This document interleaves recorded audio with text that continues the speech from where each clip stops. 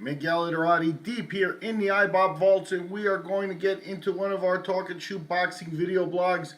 What we got going on here is we have Friday, September 22nd, a pair of world title fights on ESPN. You got Top Rank on ESPN, live from the Tucson Convention Center in Tucson, Arizona. Not a huge hotbed for boxing, so a good chance for people down in the desert to see some live boxing. If you're anywhere near Tucson, you should get over to the live event. Obviously, 8 live fights and the whole thing, well worth watching. We're going to probably get the 2 world title fights on the ESPN broadcast, and that's about it. And they're both fights to be excited about. WBO champions at super middleweight and featherweight. And I'm talking about Gilberto Ramirez at super middleweight. Ramirez, interesting champion. He's a 26-year-old, hard-hitting kid out of Mexico, with the Mexican-American background.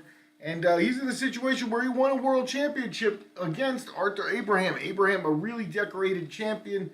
And then he took a year off. He was, banged up and, took a year off, was inactive, came back in a lackluster performance against Max Bursak.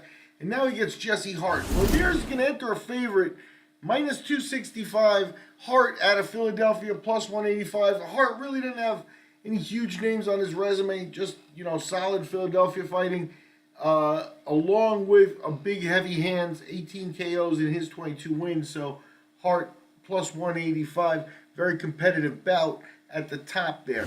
In the featherweight division, we got young 26-year-old Oscar Valdez defending his WBO belt. And he's a big favorite at minus 915. He's taking on Genesis Cervania. Cervania out of the Philippines. He's at plus 505. Valdez also another one of those heavy hitters. And Valdez is looking to build here. He's already held the belt and defended it a little bit. It's not the big name opposition in the featherweight division that it could be in Cervania.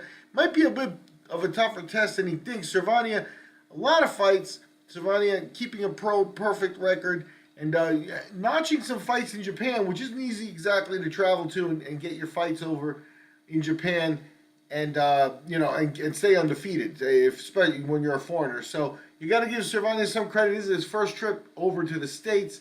And I think Valdez is going to show his pedigree here. And as I said, Valdez minus 915, Cervania plus 505. Those are the odds for this Friday, September 22nd, the Tucson Convention Center. 2 world title fights on the top of the card. ESPN bringing you boxing. I'm Miguel Iterati, and we'll talk to you after the fights.